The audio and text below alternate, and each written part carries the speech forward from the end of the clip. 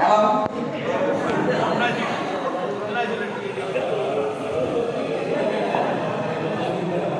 સર્વને નમસ્કાર મિત્રો. સૌ પ્રથમ તો તમને કહું આ જે આધ્યાત્મિક જે પ્રણાલી છે આપણે ભારતીય, અને આ જે પ્રવેશ આપણા મોડ્યુલની અંદર કે અભ્યાસક્રમની અંદર કરે છે એ ખૂબ આનંદની વાત છે.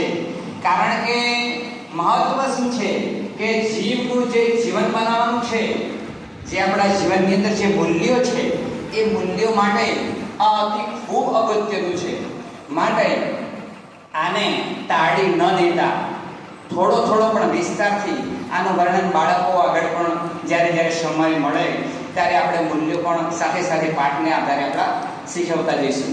તો આની અંદર છે કે ભારતીય જ્ઞાન પ્રણાલી સિદ્ધપુરમાં બિંદુ સરોવરને કિનારે કપિલ મુનિએ એમની માતા શ્રી દેવહૂતિ માટે વિમાન બનાવ્યું હતું.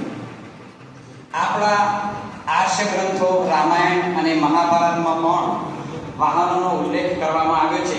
રામાયણમાં પુષ્પક વિમાનનો ઉલ્લેખ એ કરવામાં આવ્યો છે, અને ભગવાન શ્રી રામે કીવટની મદદથી જળમાર્ગની યાત્રા કરી હતી.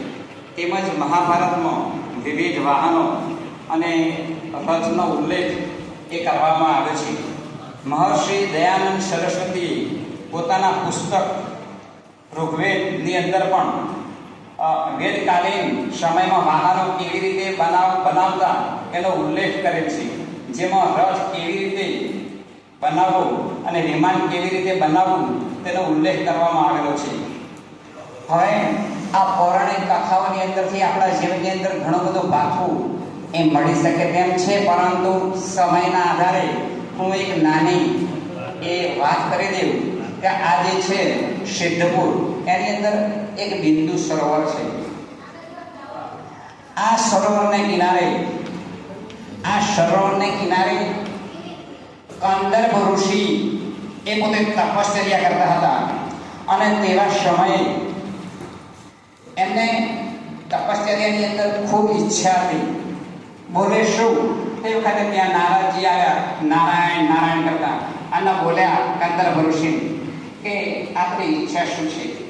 ત્યારે એમણે ઈચ્છા દર્શાવી કે મારા માતા પિતાની ઈચ્છા છે કે તમે લગ્ન કરો. એટલે જ્યારે આ ભગવાનની આંખની અંદરથી આ બિંદુ ટપ્યું અને એનું જે સરોવર બન્યું એને બિંદુ સરોવર કહેવામાં આવે છે. આ સિદ્ધપુર પાટણની અંદર આવેલું છે. આમ કંદર્પ ઋષિ જ્યારે તપશ્ચર્યા કરતા હતા ત્યારે નારદજીને પોતે વર્ણન કર્યું કે મારા જીવનની અંદર લગ્ન થાય એવું મારા માતા પિતાની પણ ઈચ્છા છે. હવે તમે જોતા હશો કે દરેક વ્યક્તિ જ્યારે ભગવાન જોડે ભગવાન પ્રગટ થાય, પ્રસન્ન થાય તો શું માંગે?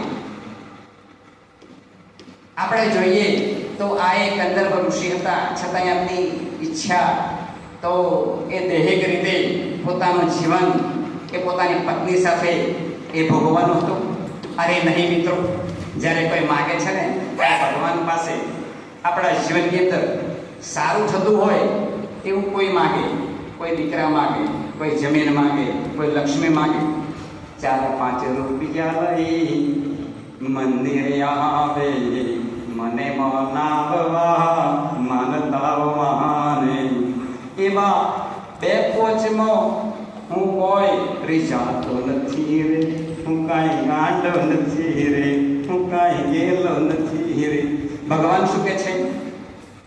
પણ આ કંદર્પ ઋષિ ઈચ્છા કરી એટલે નારદજીને કહ્યું, અને નારદજી એ પોતે ગયા, કહ્યું પણ કંદર્પ ઋષિને, બોલે હા તમારા ભાઈ પત્ની છે, હું એમને વાત કરીશ, કન્યા છે.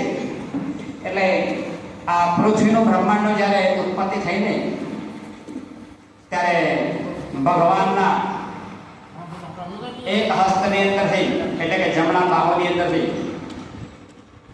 મનો મહારાજ એક પુરુષ, દિવ્ય પુરુષ એમણે બહાર કાઢ્યો, અને બીજા હાથની અંદરથી એ એમની પત્ની એ કોણ હતી? આ દેવહૂતિ તો દીકરી હતી, પરંતુ મનો મહારાજ અને કલાવતી હતી એમનું નામ, અને એમને દીકરીનું નામ હતું દેવહૂતિ. એટલે ત્યાં નારાજી વાત કરી, એટલે એમણે કહ્યું કે હા, અમારે દીકરી આપીશું.